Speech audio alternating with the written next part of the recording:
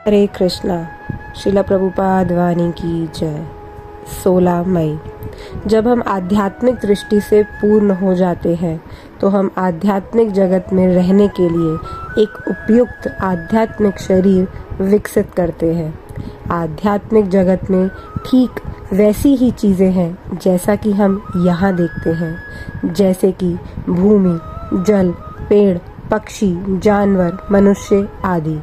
और ये सभी आध्यात्मिक हैं क्योंकि यहाँ सभी किस्में भौतिक हैं। गुरुदास को पत्र 16 मई 1970। जगत गुरु श्रील प्रभुपाद की जय। श्रील प्रभुपाद वाणी की जय।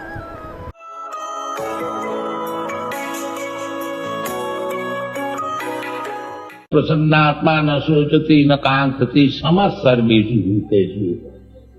जो ब्रह्म ज्ञानी है पंडिता समदर्शिन, वो फिर भेद दर्शन नहीं करते हैं, सबको जानते हैं कि ये जो भगवान ब्रह्म का अंश है, ममैवांश, ये भी ब्रह्म है। तो ब्रह्म ज्ञान माने ब्रह्म तो हम लोग है ही है, ये नहीं है जो तपस्या करके ब्रह्म हो गया, नहीं, ब्रह्म तो है ही है, ढका हुआ ब्रह्म है। वो ब्रह्म भूत होना चाहिए कि मैं ये भौतिक वस्तु नहीं है, मैं ब्रह्म भूत। तो ज्ञान होना, दैट इज ज्ञान, ज्ञानम थे सभी ज्ञान।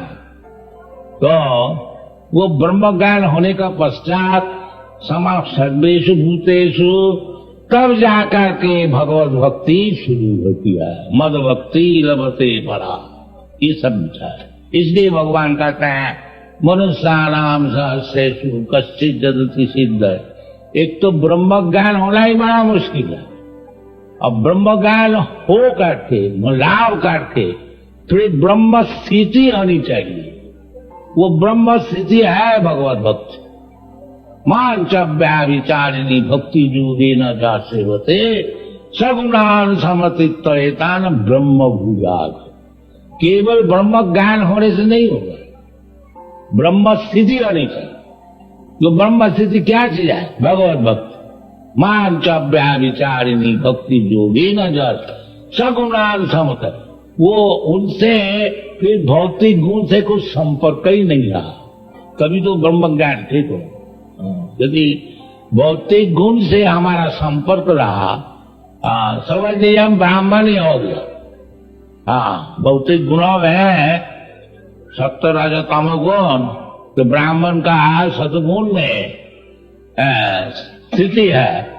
तो अगर ब्राह्मण ही हो गया तो उसमें भी हम मुक्त नहीं है, वो भी भौतिक स्थिति है, उसका ऊपर जाना चाहिए। शुद्ध सत्ता मीन वैष्णव, वो भगवत ज्ञान। इसलिए भगवान कहते हैं कि समस्त सर्वेषु भूतेषु मद भक्ति लभते पराम। फिर ब्रह्म ज्ञान होने का पश्चात फिर ब्रह्म स्थिति है तो भक्ति, मद भक्ति लभते पराम। वो ब्रह्म स्थिति, उसी से भगवत ज्ञान होता है। भक्त्या माम अभिजानाति जावान चामी तत्व, वही तत्व। ये भगवान जी इधर कहते हैं मनुष्यानाम सहस्रेषु कश्चित् जदति सिद्धये जतताम अपनी सिद्धानाम कश्चित् वेत्ति माम तत्व। वो तत्व ज्ञान कब लाभ होता है? भक्त्या माम अभिजानाति जावान जस्यामि तत्व। तो यदि भगवान को तात्विक आप समझना चाहते हैं तो ये जो भक्ति श्रवणं कीर्तनं विष्णु स्मरणं पाद सेवनम, इस प्रोसेस को जागरण करना चाहिए। ये प्रहलाद महाराज बताया था। जो उनके पिताजी ने पूछा कि बेटा तुम क्या अच्छा चीज सीखा है, थोड़ा बताओ। तो वो बोला कि महाराज हम तो जानते यही सबसे बढ़िया चीज है कि श्रवणं कीर्तनं विष्णु स्मरणं पाद सेवनम अर्चनं वंदनं दासम सक्षम आत्मनिवेद। ये सबसे बढ़िया चीज है।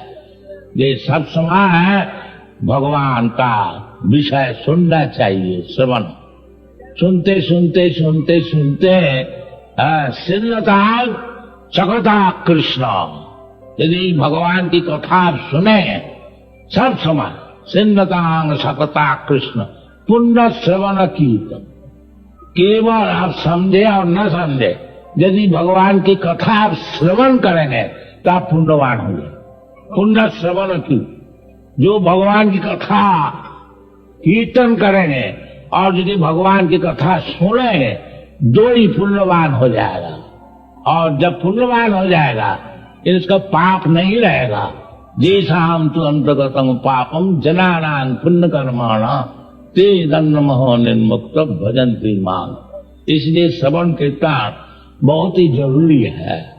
ऐसे सभा समिति में सब समय सभा समिति संभव नहीं है, तो घर में सब कोई बैठ करके अपना बाल बच्चा लेकर के कीर्तन कीजिए और भगवत गीता को पाठ कीजिए और अनशन बकिए नहीं। जैसा भगवान बताया है उसको सुनाइए, सुनिए, आपको जीवन सफल हो जाएगा। Thank you very much. Hare Krishna.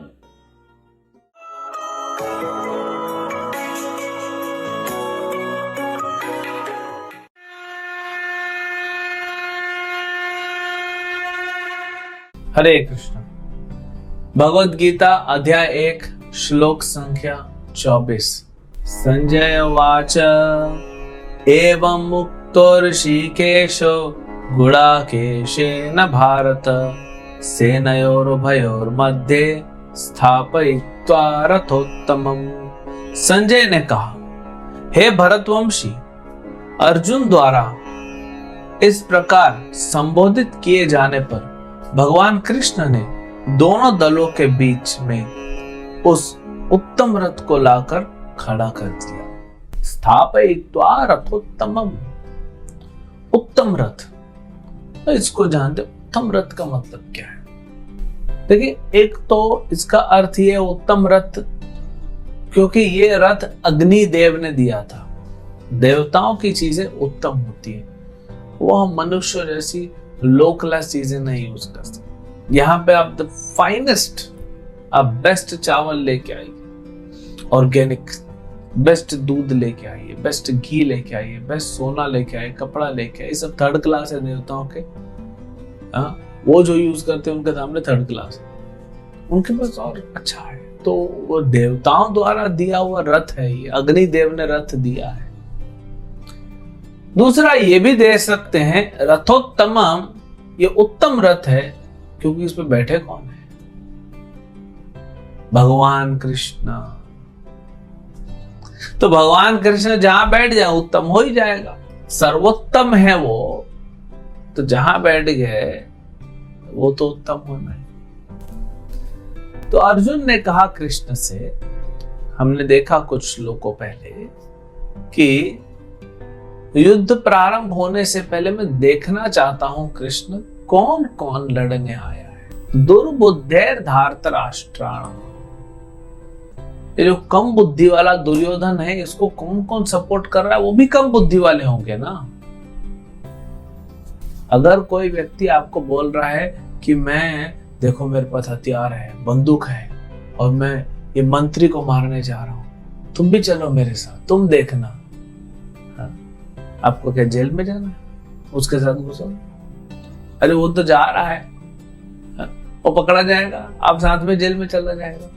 तो जब दुर्योधन ऐसा कर रहा है कि भगवान के विरुद्ध खड़ा हो गया, पांडव जो धर्मपरायण है उनके विरुद्ध खड़ा हो गया, तो बाकी लोग को तो समझना चाहिए ना कि हम भी मरेंगे। लेकिन बाकी भी ऐसे ही थे। वो कहते हैं ना, हिंदी में कहावत है, एक ही थाली के चट्टे बट्टे। अब यहां पे एक शब्द आता है गुड़ाकेश, जो अर्जुन के लिए प्रयोग किया है। गुड़ाकेश। गुड़ाकेश का मतलब है जिस व्यक्ति ने निद्रा पे विजय प्राप्त कर ली, जिसको नींद नहीं आती। नींद नहीं आती नहीं बोलना चाहिए, जिसने अपने नींद को पूरी तरह कंट्रोल में रखा है। नींद नहीं आती तो ये तो स्लीपिंग डिसऑर्डर हो जाएगा। हाँ, बट नींद को कंट्रोल में रखा है। क्या हम नींद को कंट्रोल में कर सकते हैं? बड़े से बड़ा व्यक्ति नींद को कंट्रोल नहीं कर सकता। एक दिन नहीं सोया, 2 दिन नहीं सोया, खा रहा है, बाकी काम कर रहा है, वो 2 दिन बाद पूरा वो बैठ नहीं पाएगा, उसका सर ठीक है, उसको सोना ही है। हम तपस्वी नहीं है ना।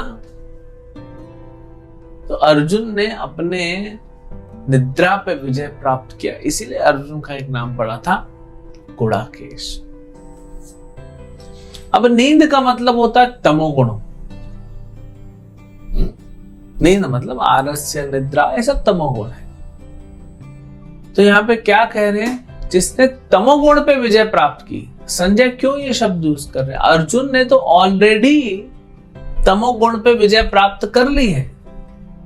तो जो तमोगुण पे विजय प्राप्त कर ली है जिसने, वो तो चलेगा धर्म के मार्ग। और कैसे प्राप्त की है? भगवान से मित्रता करके।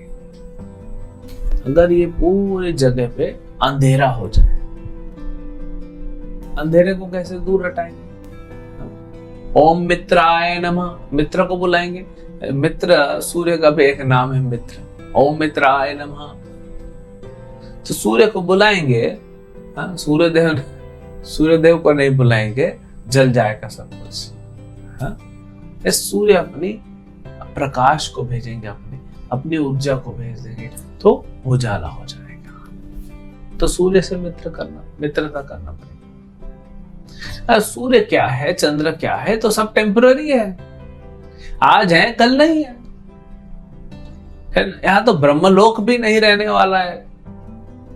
महाप्रलय होगा, सब खत्म हो जाएगा। जब ब्रह्मा जी नहीं रहेंगे, उनका लोक नहीं रहेगा, तो वे सूर्य चंद्र क्या करेंगे? तो अर्जुन भगवान के साथ दोस्ती किए। तो हमको भी क्या करना चाहिए? भगवान के साथ दोस्ती करना चाहिए। भगवान के लिए भी क्या कहा गया चैतन्य चरितामृत में? कृष्ण सूर्य समम माया है अंधकार, जहां कृष्ण तहां नहीं माया रा अधिकार। कृष्ण तो सूर्य के समान है, चमकते रहते हैं। उजाला, प्रकाश, ज्ञान, ये सब प्रकाश से कनेक्टेड शब्द है। अंधेरे में आपको ज्ञान नहीं होता, अज्ञानता होती है। उजाले में ज्ञान होता है। तो कृष्ण सूर्य के समान है, तो उपमा दी गई। माया कैसी? अंधकार, तमोगुण, रजोगुण, अंधकार। जहां कृष्ण तहां नहीं माया रा अधिकार। जहां पे कृष्ण है, उजाला है, प्रकाश है, वहां अंधकार आ कैसे सकता है? जहां पे उजाला आ गया, वहां अंधकार नहीं रह सकता। तो ऐसे ही समझा रहे हैं कि कृष्ण के साथ हमको मित्रता करनी चाहिए। और कृष्ण तो कहेंगे, आगे कहेंगे 5वें अध्याय में, सुहृद सर्वभूतानां, मैं तो तुम सबका मित्र हूं। कृष्ण तो तैयार है हमसे मित्रता करने के लिए। होता है ना, 2 दोस्त मिलते हैं स्कूल में, कॉलेज में, ऐसा दोनों ताली बजाते हैं। ताली बजाते मतलब एक दोस्त एक हाथ देता है, दूसरा ऐसा हाई फाइव। तो ऐसे, तो कृष्ण तो ऐसे कर रहे हैं, लेकिन हम ऐसे खड़े हैं, तो कैसे चलेगा? कृष्ण देने को तैयार है, हर चीज देने को तैयार है, सब कुछ दे रहे हैं, लेकिन हम नहीं। फिर चलेगा नहीं ना। तो हमको भी अर्जुन के वो अपना गुरु मानते हुए उस पथ पे चलना चाहिए। अर्जुन ने स्वीकार किया कि कृष्ण आप ही परम भगवान है, आप परम भगवान है। तो हमें भी स्वीकार करना चाहिए कृष्ण परम भगवान है। तो 10वें अध्याय में अर्जुन ने स्वीकार कर लिया परम भगवान। बाद में क्या स्वीकार किया? 18वें अध्याय में, करिष्ये वचनम तव, मैं आपके वचनों का पालन करूंगा। कहिए प्रभु, आप जो कहेंगे मैं करूंगा। तो कृष्ण जो कह रहे हैं हम करने से हमारा भला होगा, हमारा ही भला होगा। कृष्ण को कोई स्पेशल फायदा नहीं। और कृष्ण क्या कह रहे हैं कैसे पता पड़ेगा? गुरु, साधु, शास्त्र। तो गुरु से पता पड़ेगा, शास्त्रों से पता पड़ेगा। तो भगवद गीता पढ़िए, भगवद गीता सुनिए, आपको पता पड़ जाएगा कृष्ण क्या कह रहे हैं, उसको पालन कीजिए। और क्या लाइए? अपने जीवन से तमोगुण रजोगुण हटाइए, शुद्ध सत्व लाइए, प्रकाश लाइए। ज्ञान ही ज्ञान भरा रहेगा। फिर गलत डिसीजन लेंगे नहीं, गलत डिसीजन नहीं लेंगे, सही डिसीजन लेंगे, हमेशा आनंद में रहेंगे। तो आनंद में रहिए, भगवत गीता पढ़िए, पालन करिए और आनंद मग्न हो जाइए। हरे कृष्ण।